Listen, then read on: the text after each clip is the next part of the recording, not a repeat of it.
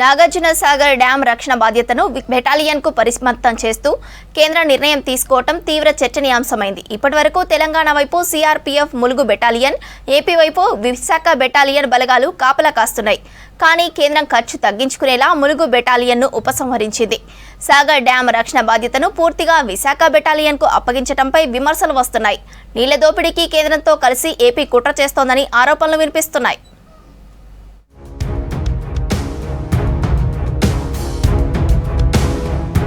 దేశంలోని అతిపెద్ద ప్రాజెక్టుల్లో ఒకటైన నాగార్జున సాగర్ ప్రాజెక్టు సెక్యూరిటీ విషయం మరోసారి తెలుగు రాష్ట్రాల్లో రాజకీయ చర్చకు దారితీసింది. డ్యాం సెక్యూరిటీ బాధ్యతల నుంచి ములుగు బెటాలియన్ను తొలగించడంపై తీవ్ర వ్యతిరేకత వస్తోంది. నిన్నటి వరకు తెలంగాణ ప్రాంత డ్యాం సెక్యూరిటీని 39వ ములుగు బెటాలియన్ సిబ్బంది పర్యవేక్షించారు. కానీ ములుగు బెటాలియన్ను తొలగిస్తూ కేఆర్ఎంబీ ఆదేశాలు జారీ చేసింది. ఎడమవైపు డ్యాం రక్షణ బాధ్యతలు కూడా చేపట్టాలని 234వ విశాఖ బెటాలియన్కు ఆదేశించింది. దీంతో డ్యాం రక్షణ బాధ్యతను 234వ బెటాలియన్ అధికారి శ్రీనివాసరావుకు అప్పగించారు ములుగు బెటాలియన్ అధికారి వీరరాఘవయ్య.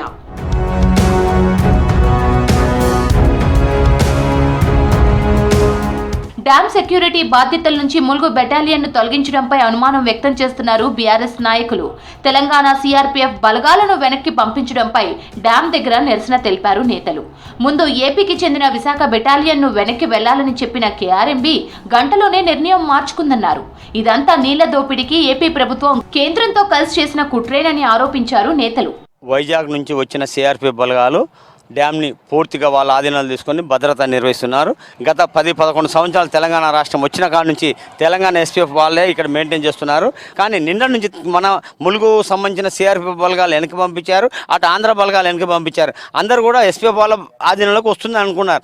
కానీ చాకచక్యంగా రెండు ప్రభుత్వాలు, కేంద్ర ప్రభుత్వం తెలంగాణకి నష్టం చేకూర్చే విధంగా వైజాగ్ సంబంధించిన సిఆర్పీఎఫ్ బలగాలు తీసుకొచ్చి ఇక్కడ పెట్టారు. మేము దాన్ని తీవ్రంగా ఖండిస్తున్నాం. నాగార్జున సాగర్ డ్యాం నిర్వహణ, డ్యాం సిఈ, ఎస్సీ, ఈఈల పర్యవేక్షణలోనే ఉన్నప్పుడే నీటి పంపకాలు సమానంగా జరిగేవన్నారు రిటైర్డ్ ఇంజనీర్లు. ఇప్పటికైనా కేఆర్ఎంబీ జోక్యం చేసుకుని డ్యాం నిర్వహణ అధికారులకే అప్పగించాలన్నారు. అలా చేస్తే పంపకాల్లో సమస్యలు ఉండవని, ఇకనైనా సరైన నిర్ణయం తీసుకోవాలని సూచించారు.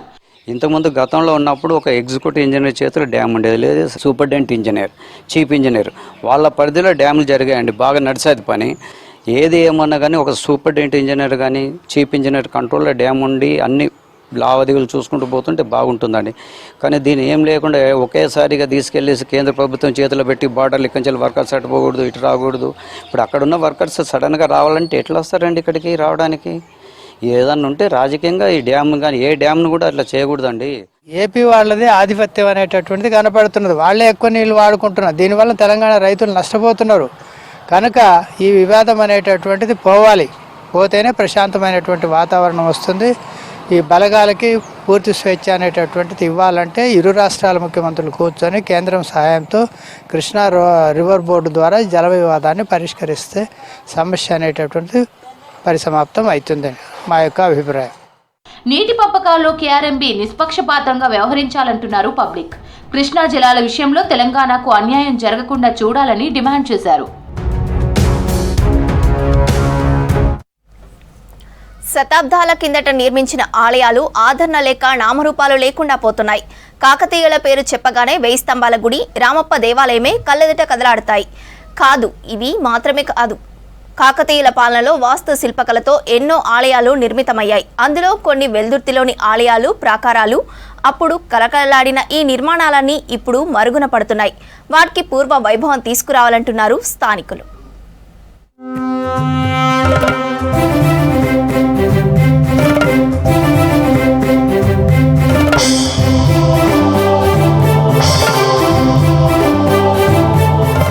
మెదక్ జిల్లా వెల్దుర్తి మండల కేంద్రంలోని పురాతన కట్టడాలు శిథిలావస్థకు చేరుకుంటున్నాయి. కాకతీయ చక్రవర్తుల్లో పేరు ప్రఖ్యాతులు గడించిన రుద్రదేవుడు నడయాడిన ప్రాంతమే వెల్దుర్తి. ఇక్కడ సుమారు 700 ఏళ్ల కిందట కాకతీయులు నిర్మించిన అపురూపమైన శిల్ప సంపద, శివాలయాలతో పాటు 500 ఏళ్ల క్రితం శ్రీకృష్ణదేవరాయల కాలంలో నిర్మించిన వైష్ణవాలయాలు ఉన్నాయి.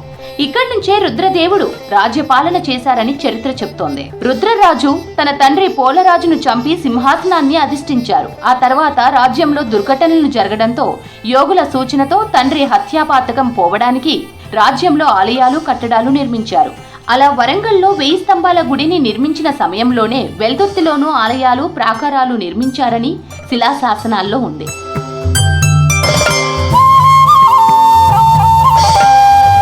వెల్దుర్తిలోని పురాతన రంగనాయకుల మందిరానికి ఎంతో చరిత్ర ఉంది. పురావస్తు శాఖ పరిశోధనలో ఈ ఆలయ విశిష్టత వెలుగులోకి వచ్చింది. ఈ మందిరంలో రంగనాయకుల విగ్రహం స్థానంలో పూర్వం శివుడి విగ్రహం ఉండేదని, కాకతీయుల తరువాత రాజ్యాధికారం చేపట్టిన శ్రీకృష్ణదేవరాయలు వాటిని వైష్ణవాలయాలుగా మార్చారని చారిత్రక ఆధారాలను బట్టి తెలుస్తోంది. ఇందుకు గుర్తుగా మందిరం ముందు నంది, గణపతి, భైరవస్వామి విగ్రహాలు ఉన్నాయి. గతంలో కాళీ, నంది, గణపతి, నాగదేవత ఇతర విగ్రహాలు బయటపడ్డాయి.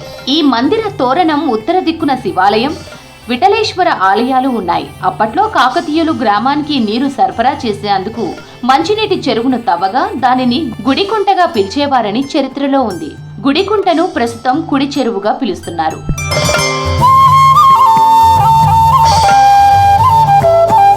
వెల్దుర్తి పట్టణంలో ప్రస్తుతం వారాంతపు సంత జరిగే ప్రదేశంలో కాకతీయులు తూర్పు దిక్కున ఓరుగల్లు తోరణాన్ని తలపించేలా 20 అడుగుల ఎత్తైన తోరణం నిర్మించారు. తోరణానికి ఎదురుగా పడమర దిక్కున తూర్పు వైపు ముఖం చూసి నిర్మించిన ఆలయంలో రంగనాయకుల విగ్రహాన్ని ప్రతిష్ఠించారు. తోరణం పైభాగాన ఉన్న 6 రంధ్రాల్లోని ఒక్కొక్క రంధ్రం గుండా ఒక్కో ఋతువును బట్టి సూర్యకిరణాలు పయనించి గర్భగుడిలోని రంగనాయకుల విగ్రహం నాభిపై పడి లోకానికి వెలుగునిస్తాయని ఇక్కడి ప్రజల నమ్మకం. అలా ఈ ప్రాంతానికి వెలుతురు నుంచి ఎల్దుర్తి, ఆ తర్వాత వెల్దుర్తిగా పేరు వచ్చిందని పెద్దలు చెప్తుంటారు. ఈ ఒక్కొక్క కార్తీలో ఒక్కొక్క కిరణం అనంత పద్మనాభ స్వామి మీద పడుతుంది. దాని చరిత్ర కొన్ని వేల సంవత్సరాల క్రితంది. దాన్ని పునర్నిర్వహించాలని, దానికి పునర్వైభవం రావాలని పురాతనంగా అయినాయి కాబట్టి ఆ గుళ్ళు ఎందుకంటే కూలిపోయే దశలో ఉన్నాయి. అవి గవర్నమెంట్ తక్షణమే అవిట్ల మీద దేవాదాయ శాఖ మంత్రి గాని ఎవరు గాని తీసుకొని పూర్వ వైభవం దేవాలని ప్రజలందరి తరఫున కోరడం జరిగింది. కాకతీయులు నిర్మించిన తోరణం పైన ఓ పక్కన దేవతలు, రాక్షసులు కలిసి క్షీరసాగర మదనం చేస్తున్న చిత్రం చెక్కి ఉండగా, మరో పక్కన శివుడు నాట్యం చేస్తూ హాలాహలం తాగుతున్నట్లు చెక్కి ఉంది. కానీ కాలక్రమేణా ప్రకృతి వైపరీత్యాలతో అవి ప్రస్తుతం శిథిలావస్థకు చేరుకున్నాయి. ఇక్కడున్న రాతి స్తంభాలు, మందిరాలు ఆనాటి శిల్పకళకు ప్రతీకగా నిలుస్తున్నాయి. ప్రస్తుతం శివాలయం, రంగనాయకుల ఆలయాలు నిరాధారణకు గురవుతున్నాయి. సింహద్వారం, విజయస్తంభం, దీపస్తంభం చెక్కు చెదరకుండా ఉండగా వందలాది విగ్రహాలు శిథిలమై చెత్త కుప్పల కింద మరుగున పడ్డాయి. ఒకప్పుడు నిత్య పూజలతో ఎంతో శోభను ఇచ్చిన ఈ దేవాలయం ఇప్పుడు కనుమరుగయ్యే పరిస్థితి నెలకొంది. వెల్దుర్తికి ఇది ఒక ప్రాచీన కట్టడము. ప్రాచీన కట్టడాన్ని, ఈ సంపదను కాపాడుకోవాల్సిన బాధ్యత మరి ప్రభుత్వానికి ఉన్నది. మరి ప్రజలకు కూడా చైతన్యవంతం కావాల్సిన అవసరము ఎంతైనా ఉంది. దయచేసి ఇప్పటికైనా ఈ ప్రభుత్వమైనా ముందుకు వచ్చి ఈ పురావస్తు శాఖ వాళ్ళని పంపించి అన్నీ వెలికి తీసి ఇక్కడ ఉన్నటువంటి ఒక గొప్ప సంపదను కాపాడి సమాజానికి అందియవలసిన బాధ్యత ఎంతైనా ఉందని చెప్పేసి నేను భావిస్తా ఉన్నాను. రాణి రుద్రమదేవ గణపతి దేవుడు అప్పుడు వాళ్ళు నిర్మించినట్టు మనకు తెలుస్తుంది.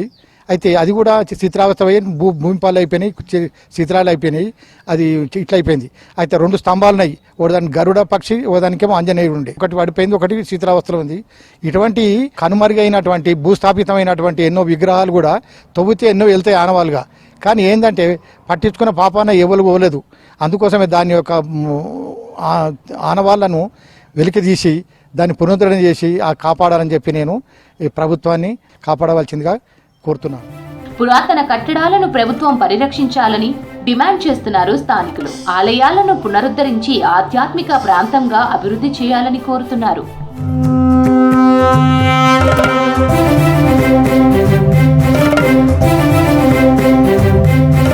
కేంద్రంలోని బీజేపీ ప్రభుత్వం రాజ్యాంగానికి ముప్పు తెచ్చే విధంగా వ్యవహరిస్తుందన్నారు ఎంపీ గడ్డం వంశీకృష్ణ. డీలిమిటేషన్తో దక్షిణాదిలో ఎంపీ సీట్లు తగ్గించే ప్రయత్నం చేస్తున్నారన్నారు ఎమ్మెల్యే వివేక్.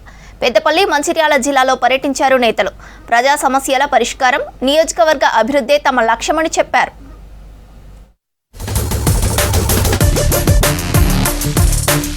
బీజేపీ నియంతృత్వ పాలనతో పార్లమెంట్ నడుపుతుందన్నారు ఎంపీ వంశీకృష్ణ. ప్రజా సమస్యలపై సభలో మాట్లాడకుండా అడ్డుకుంటోందన్నారు. బీఆర్ఎస్ పాలనలో అభివృద్ధి లేక ప్రజలు ఇబ్బంది పడ్డారన్నారు ఎమ్మెల్యే వివేక్. తాను గెలుపొందిన వెంటనే సమస్యల పరిష్కారంపై దృష్టి పెట్టానన్నారు. మంచిర్యాల జిల్లా మందమర్రి అంగడి బజార్లో జై బాపు, జై భీమ్, జై సంవిధాన్ పాదయాత్ర చేపట్టారు నేతలు. బీజేపీ రాజ్యాంగ వ్యతిరేక విధానాలను ప్రజల్లోకి తీసుకెళ్లేందుకు కాంగ్రెస్ ఈ యాత్ర చేపట్టిందని చెప్పారు. గత నెల రోజులు పార్లమెంట్ సమావేశాల్లో కూడా బీజేపీ పార్టీ వారు ఏదైతే నియంత్రణతో పాల్గొన్నటువంటి పార్లమెంట్ నడుపుతున్నారో మా ఎల్ఓపి రాహుల్ గాంధీ గారిని మాట్లాడాలన్నా వారి హక్కు ఉన్న వారికి మాట్లాడనివ్వకుండా టైం ఇవ్వకుండా క్వశ్చన్ అవర్ కానివ్వండి వాళ్ళు ఒక సబ్జెక్ట్ మీద మాట్లాడాలన్నా వారికి అవకాశం ఇవ్వకపోవడం చాలా బాధాకరం. ఈ పిలుపు ప్రజల దగ్గరికి తీసుకెళ్ళాలి. ప్రజలలో ఏదైతే ప్రజల సమస్యలు ఉన్నాయో దాని గురించి మాట్లాడాలి. తెలంగాణలో కాంగ్రెస్ ప్రభుత్వం వచ్చిన తర్వాత ఏదైతే హామీలు ఇచ్చినారో ఆ హామీలు ఎట్లా నెరవేరుస్తున్నారు, ప్రజలు ఎట్లా ఆ హామీలను వాళ్ళు యాక్సెప్ట్ చేస్తున్నారు, ప్రజల దగ్గరికి తీసుకెళ్ళాలి. ప్రజలు కూడా గమనించాలి. ఈ రాష్ట్రాన్ని అప్పుల రాష్ట్రం చేసినప్పటికీ కూడా ముఖ్యమంత్రి రేవంత్ రెడ్డి గారు రాహుల్ గాంధీ గారి ఆదేశాల ప్రకారంగా మనకు ఆల్రెడీ 5 గ్యారెంటీలు అమలు కావడం. కాకా తీసుకొచ్చిన సింగరేణి రిటైర్డ్ కార్మికుల పెన్షన్ విధానాన్ని రివైజ్ చేయాలని కేంద్రాన్ని కోరానన్నారు పెద్దపల్లి ఎంపీ వంశీకృష్ణ. నిర్వాసితుల పట్ల రామగుండం ఎన్టీపీసీ అధికారుల నిర్లక్ష్యంగా వ్యవహరించడాన్ని కేంద్రం దృష్టికి తీసుకెళ్లామన్నారు. పెద్దపల్లి జిల్లా గోదావరి ఖనిలో పర్యటించారు ఎంపీ. పార్లమెంట్ పరిధిలో అన్ని ప్రాంతాల్లో అంబేద్కర్ విగ్రహాల ఏర్పాటు, పరిరక్షణకు చర్యలు తీసుకుంటున్నామన్నారు. దళితుల అభ్యున్నతికి ప్రత్యేక బడ్జెట్ను కేటాయించేలా కేంద్రంపై ఒత్తిడి తీసుకొస్తామన్నారు వంశీకృష్ణ.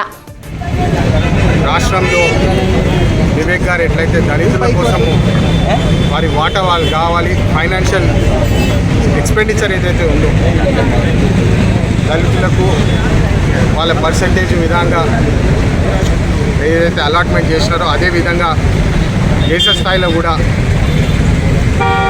18%, 20% బడ్జెట్ల కేటాయించాలని చెప్పి నేను ఈ పార్లమెంట్ బిల్లు మీద కూడా మాట్లాడడం జరిగింది. ఏదైతే జనాభా ఉన్నదో కేవలము 3%, 2 కలిపితే 3% కేటాయించడం జరిగింది. దాని వ్యతిరేకంగా నేను వాయిస్ ఇవ్వడం జరిగింది. ఫైనాన్స్ మినిస్టర్ మీద డిమాండ్ కూడా చేయడం జరిగింది. డీలిమిటేషన్తో దక్షిణాదిలో ఎంపీ సీట్లు తగ్గించే ప్రయత్నాలు జరుగుతున్నాయన్నారు చెన్నూరు కాంగ్రెస్ ఎమ్మెల్యే వివేక్ వెంకటస్వామి. హెచ్సియు ఇష్యూలో ఏఐతో వీడియోలు క్రియేట్ చేసి తప్పుడు ప్రచారం చేశారని మండిపడ్డారు. ఇప్పుడు కేంద్ర మంత్రి కిషన్ రెడ్డి కూడా సోషల్ మీడియాలోని తప్పుడు ఫోటోలు, వీడియోలను తొలగించారన్నారు.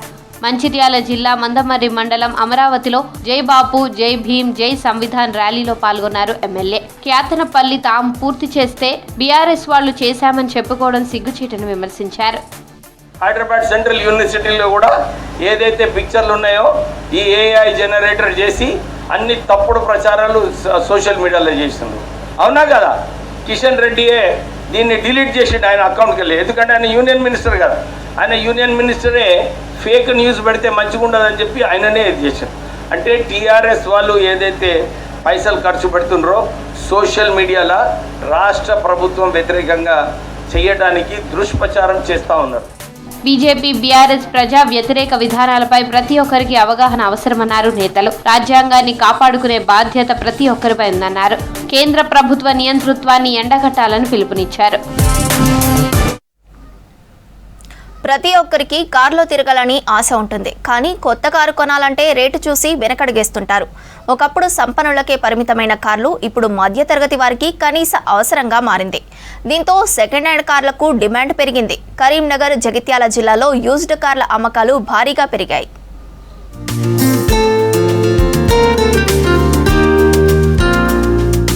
మారుతున్న కాలానికి అనుగుణంగా మనిషి ప్రయాణ సాధనాల్లో మార్పులు వస్తున్నాయి. ఒక ప్రాంతం నుంచి మరో ప్రాంతానికి వెళ్లాలంటే ఒకప్పుడు కాలినడక, తర్వాత గాడిదలు, గుర్రాలు, ఒంటెలపై ప్రయాణం.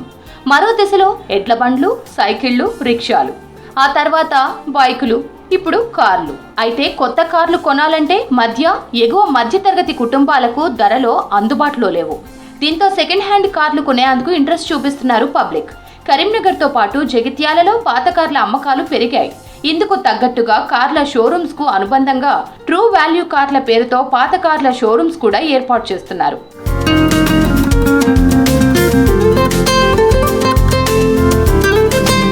ఒకప్పుడు మారుతి 800, టాటా మోటార్స్ రిలీజ్ చేసిన నానో కార్లు సామాన్యులకు అందుబాటులో ఉండేవి. ఇప్పుడు అవి మూలన పడ్డాయి. ఇతర మోడల్ కార్ల ధరలు ఆకాశాన్ని అంటుతున్నాయి. కనీసం 5 లక్షలు ఉంటే తప్ప కొత్త కారు కొనడం కష్టంగా మారింది. అంత ధర పెట్టలేని వారంతా సెకండ్ హ్యాండ్ కార్లకు మొగ్గు చూపుతున్నారు. మంచి కండిషన్ తో పాటు తక్కువ దూరమే తిరిగిన సెకండ్ హ్యాండ్ కార్లు కొంటున్నారు. ఇలాంటి కార్లు దొరికే ట్రూ వాల్యూ షోరూమ్స్, ఇతర లైసెన్స్డ్ కార్ల షోరూంలు కరీంనగర్ లో భారీగా వెలిశాయి. రోజుకు 20 నుంచి 30 పాత కార్ల అమ్మకాలు జరుగుతున్నాయి. ఇక్కడ మేము నెలకి 60 నుంచి 70 కొంటాం, 60 నుంచి 70 అమ్మగలుగుతున్నాం. ఇందులో ఎక్కువ ఆల్టో కానీ, వ్యాగనర్ కానీ, స్విఫ్ట్ కానీ మిడిల్ క్లాస్ వారు ఎక్కువ ప్రయారిటీ ఇస్తున్నారు. కొత్త వెహికల్తో సమానంగా పాత వెహికల్స్ కూడా అమ్మగలుగుతున్నాం.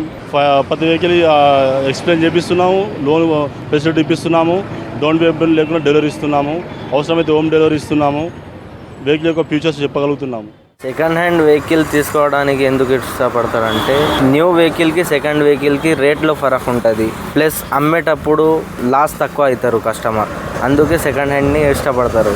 పెద్ద బెనిఫిట్ అంటే రేట్లో డిఫరెన్స్ ఉంటుంది, ప్లస్ 6 monthsకి 1 yearకి చేంజ్ చేసేటోళ్ళు చాలామంది ఉంటారు. వాళ్ళకు లాస్ వచ్చేసి చాలా ఉండదు, ఒక మ్యాక్సిమం 1 lakh వరకు డిఫరెన్స్లో వాళ్ళు అమ్ముకుంటారు. కరోనా తర్వాత యూజ్డ్ కార్ల సేల్స్ కు మరింత బూస్ట్ వచ్చింది. ఆన్లైన్ రీటైల్ ప్లేయర్ల సంఖ్య పెరిగింది. కస్టమర్లకు బెటర్ డీల్స్ తో పాటు బెనిఫిట్స్ ను ఆన్లైన్ కంపెనీలు ఆఫర్ చేస్తున్నాయి. ఇక కస్టమర్లు చాలా వరకు ఎక్కువ మైలేజ్ ఇచ్చే డీజిల్ కార్ల పట్ల ఆసక్తి చూపిస్తున్నారు. ప్రస్తుతం కొత్త కార్ల తయారీ కంపెనీలంతా డీజిల్ వేరియంట్ తయారు చేయడం లేదు. దీంతో డీజిల్ వాహనాలు కావాలనుకునే వారు తప్పనిసరిగా పాత కార్లనే ప్రిఫర్ చేస్తున్నారు. ఈ కొత్త తీసుకోవాలన్నా అన్ని వెహికల్స్ పెట్రోల్ అయిపోయినాయి. ఇది ఇందులో కూడా పెట్రోల్ వెహికలే. ఏదైనా మినిమం 9-10 లక్షలు ఉన్నది. 3 లక్షలలో మంచి ఆల్టో తీసుకున్నాం. 19 మోడల్ వెహికల్ వచ్చింది మాకు. పర్లేదు, బాగానే ఉండి మంచిగా నడుస్తాం. మిడిల్ క్లాస్ వాళ్ళకు పర్లేదు, మన బైక్ మీద 2-3 పోయే బదులు ఇలా 4 ఈజీగా అవ్వచ్చు, సేఫ్గా వెళ్ళి సేఫ్గా రావచ్చు. ఏ వెహికల్ తీసుకున్నా, ఆల్టో తీసుకున్నాను ఇలా మార్కెట్కి వెళ్తే మ్యాక్సిమం 5 lakhs ఉన్నది, తక్కువ. ఆ ఆల్టో కార్ వస్తే 1.5-2 లక్షలు దొరుకుతుంది. ఇక్కడ 10 lakhs వరకు వెహికల్ తీసుకున్నాం. రోడ్ ఏమైనా వెళ్తా ఉన్నది, చిన్న యాక్సిడెంట్ జరిగిందంటే దాని లైఫ్ పోతుంది. రేపు అమ్ముకున్న మార్కెట్లో 10 lakhs బండి 3 లక్షలు అడుగుతారు దాన్ని. అదే సెకండ్ హ్యాండ్లో 2 lakhs తీసుకున్నాం ఆ వెహికల్, యాక్సిడెంట్ నష్టపోయినా 1 లక్ష రూపాయలు పోతుంది. 1 లక్ష రూపాయలు అయితే మిగులుతున్నాం. మనం మంచి వెహికల్ చూసుకోవాలి. ఇంజన్ ఎలా ఉంది, పేపర్స్ బాగున్నాయా, బాడీ ఎలా ఉంది, మెకానిక్ ద్వారా కానీ ఇంకో రకంగా పరిశోధన చేసుకున్న తర్వాత తీసుకోవాలి. సెకండ్ హ్యాండ్ మంచి వెహికల్ దొరికితే మాత్రం 100% సూపర్ వెహికల్. సెకండ్ హ్యాండ్ కార్ల కొనుగోళ్లు కొత్త కార్ల అమ్మకాలపై ప్రభావం చూపిస్తుందన్నారు షోరూమ్ నిర్వాహకులు. గత ఏడాదిలో కరీంనగర్ జిల్లాలో సెకండ్ హ్యాండ్ లగ్జరీ కార్ల అమ్మకాలు 15% నుంచి 30% వరకు పెరిగాయంటున్నారు. కొత్త కార్ల అమ్మకాలు కేవలం 3-4% పెరిగాయని చెప్పారు. సెకండ్ హ్యాండ్ కార్లకు ఫైనాన్స్ సంస్థలు రుణాలు ఇవ్వడం, మెయింటెనెన్స్ కు కంపెనీలు హామీ ఇవ్వడం కూడా పాత కార్లకు డిమాండ్ పెంచిందంటున్నారు. క్రేటా 2020 మోడల్ మనకు 12 lakhs పడింది. బండి జెన్యూన్ బండి ఉన్నది. కొత్త కార్ అయితే 18 చేంజ్ 19 ఉన్నది. యాక్చువల్గా పెట్రోల్ రేట్ కానీ డీజిల్ రేట్ కానీ డిఫరెంట్ ఉన్నది. మళ్ళీ సెకండ్ హ్యాండ్ వెహికల్ కూడా మంచి వెహికల్స్ ఇస్తున్నారు. కొత్త వెహికల్స్ తీసుకోవాలంటే అమౌంట్ ఎక్కువ అవుతుంది కదా, దానికోసం అని చెప్పేసి సెకండ్ హ్యాండ్ వెహికల్స్ తీసుకున్నా కూడా బెటర్ ఉంటుందని చెప్పేసి తీసుకుంటాం. చిన్న కార్ తీసుకుందామని వచ్చాము, కుటుంబ అవసరాల కోసం తిరగాలనుకుని. బడ్జెట్ ఎక్కువ ఉంటుంది కాబట్టి సెకండ్ హ్యాండ్ కార్ కాబట్టి తక్కువ బడ్జెట్లో తీసుకుందామని వచ్చారు. సెలీర్ చూసాము, ఈకో చూసాము, షిఫ్ట్ వీడియో 2-3 లక్షలలో తీసుకుందాం. సెకండ్ హ్యాండ్ కార్ కొనేటప్పుడు తగు జాగ్రత్తలు తీసుకోవాలని సూచిస్తున్నారు నిపుణులు. వెహికల్ ఒరిజినల్ డాక్యుమెంట్లతో పాటు బండి మోడల్, ఎన్ని కిలోమీటర్లు తిరిగింది, ఎప్పుడైనా యాక్సిడెంట్ అయిందా, కారుపై గతంలో తీసుకున్న ఫైనాన్స్ బకాయిలు ఏమైనా ఉన్నాయా, చోరీకి గురైన వాహనమా అనే విషయాలు తెలుసుకున్న తరువాతే కొనాలని చెప్తున్నారు. ఆన్లైన్, సోషల్ మీడియా కార్ల అమ్మకాల పట్ల జాగ్రత్తగా ఉండాలని చెప్పారు. సాధారణంగా మనం ఫస్ట్ ఏ వెహికల్ తీసుకున్నా, ఎక్కడ తీసుకున్నా, ఏ షాప్లో తీసుకున్నా, మనం వెహికల్ తీసుకొని షోరూమ్కి వెళ్ళాలి. షోరూమ్లో చెక్ చేసుకోవాలి, పేపర్స్ చూసుకోవాలి. ఎన్ని ఫైనాన్స్ ఉన్నదనుకో, ఫైనాన్స్ ఎంత ఉన్నది డీటెయిల్స్ చూసుకోవాలి. తర్వాత మీరు కొన్న వాళ్ళు కూడా ఫైనాన్స్ తీసుకుంటారు. Finance to finance transfer, amount ఇచ్చిన తర్వాత ఫైనాన్స్ క్లోజింగ్ డాక్యుమెంట్ తీసుకోవడం, ఇలాంటివి చేస్తే మీకు కానీ అమ్మే వాళ్ళకి కానీ ఎలాంటి రిస్క్ ఉండదు. సెకండ్ హ్యాండ్ కార్లలో ఎక్కువగా Alto, Swift Dzire, Renault Kwid, Hyundai, Santro వంటి కార్లకు డిమాండ్ ఉంటోంది. స్కోడా, ఎర్టిగా, ఇన్నోవా లాంటి లగ్జరీ కార్లను కూడా కొనేందుకు ఆసక్తి చూపిస్తున్నారు. చాలా మంది మొదటిసారిగా కారు వాడేవారు ముందుగా ఓ పాత కారు కొనుక్కొని కొద్ది రోజులు నడిపి హ్యాండ్ ఫ్రీ అయ్యాక కొత్త కార్లు కొనుక్కుంటున్నారు. ఇలా అనేక కారణాలతో పాత కార్ల అమ్మకాలు పెరుగుతున్నాయి.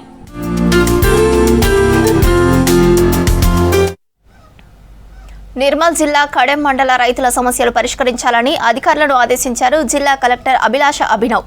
పంటలకు నీళ్లు విడుదల చేయాలంటూ నిరసన తెలిపారు రైతులు. మంచిర్యాల రోడ్డుపై దాదాపు 500 మంది రైతులు బైఠాయించి నిరసన వ్యక్తం చేశారు. పంట పొట్ట దశకు వచ్చిందని, ఈ సమయంలో నీళ్లు అందకపోతే పంటలు ఎండిపోతాయని ఆవేదన వ్యక్తం చేశారు. రైతుల ఆందోళనతో రోడ్డుపై భారీగా ట్రాఫిక్ జామ్ అయింది. విషయం తెలుసుకున్న కలెక్టర్ వివరాలు తెలుసుకుని సమస్య పరిష్కరించాలని ఆదేశాలు జారీ చేశారు.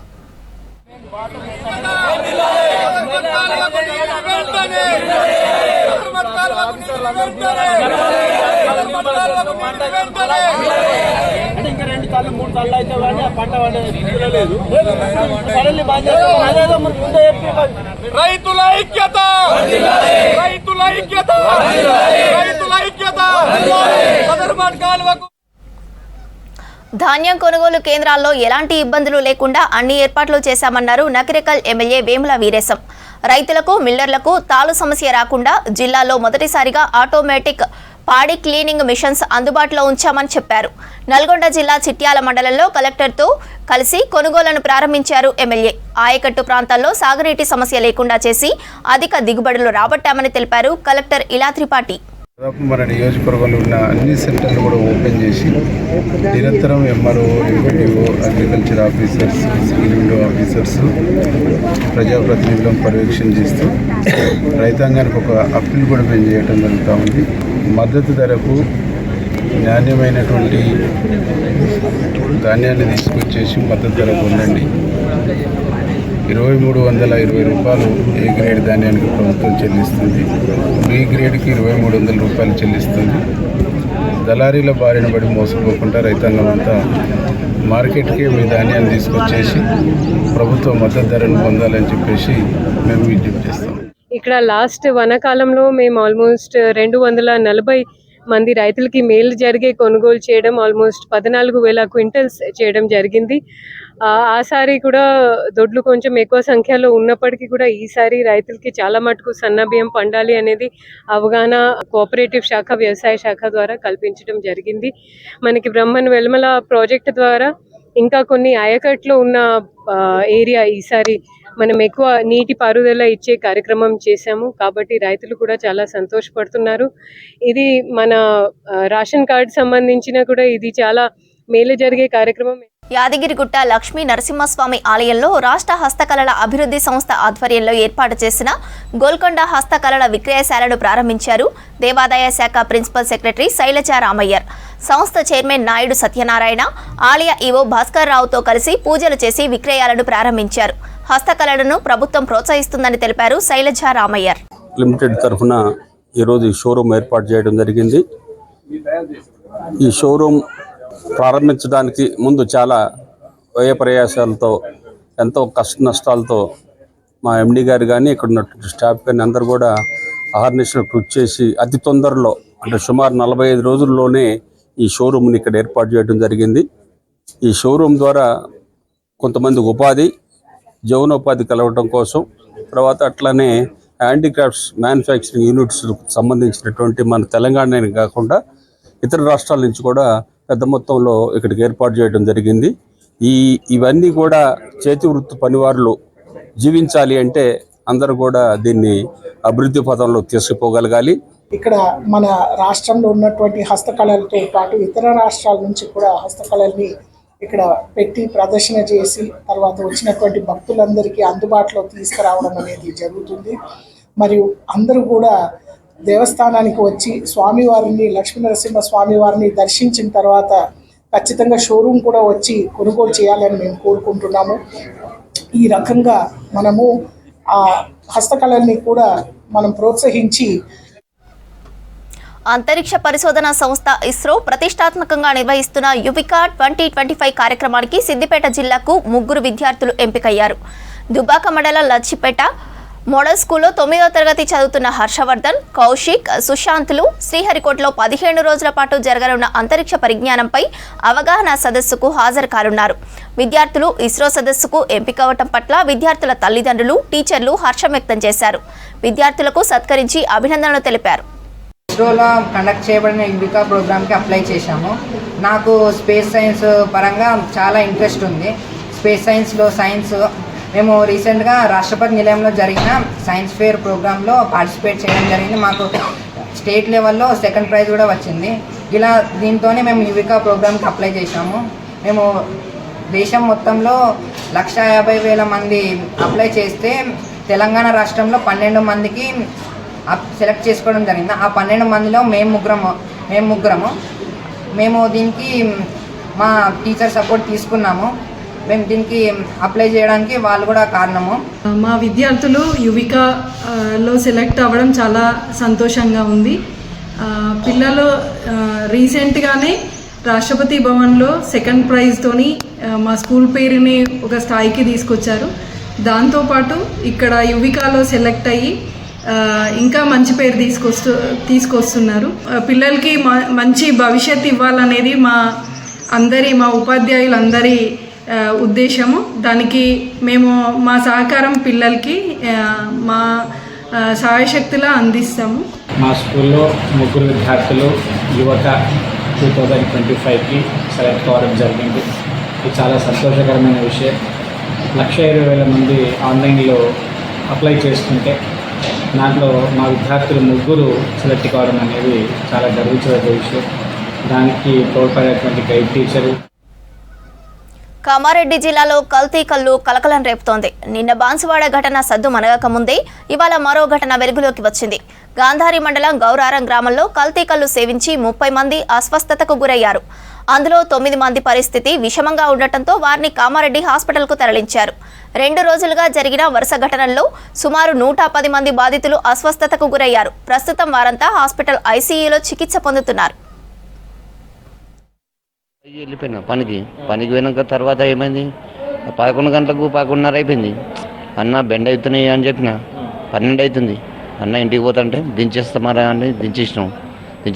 డాక్టర్ చూపించిండు. తర్వాత పడిపోయిన మర్ర బెండ్ అయిపోయింది. బెండ్ అయిపోతే మరి అన్న ఎట్లా అంటే నాకు గుర్తు అయిపోయింది అనగా నాకు డౌట్ వచ్చింది. నాకు గుర్తు అనగా నాకు డౌట్ వచ్చేసింది. అరే కళ్ళు దిగాను సార్ అంటున్నావు. కళ్ళు తాగి పని పోయినా, అబద్ధం ఎందుకు చెప్తాను. కళ్ళు తాగి పనికి పోయినా, పొద్దున 9 గంటలకు పనికి పోయినా. పనికి వెళ్ళినా 12 గంటలకు బెండ్ అయిపోతాయి మిర్చులు. నువ్వు అన్నావు నాకు గుర్తు అయిపోయింది అంటే నాకు గుర్తు అయింది అనుకున్నా. అబ్బా గుర్తయినా నాకు డౌట్ వచ్చింది, కళ్ళు దిగా అనుకున్నా. మొత్తం మిర్చులు ఇంకా డౌన్ అయిపోయినాయి, బెండ్ అయిపోయినాయి. కార్ జత ఏముందిలే, గుళ్ళు ఎత్తుకుంటాం కదా గంప, మొత్తం కిందికి పడిపోయినాయి. మొత్తం ఇట్లా మిర్చులు బెండ్ అయిపోయినాయి. 13, 15 మంది వచ్చేసినాం దుర్గి నుంచి బాన్సుడకు. ఆయన పడిపోయిండు అని అమ్మ డాక్టర్ దగ్గర పోతే డాక్టర్ దగ్గరికి వచ్చినాక అమ్మ రాంగా అమ్మ పడిపోయింది. ఇద్దరికి ఇక బాన్సుడికి వేసుకొచ్చినాము.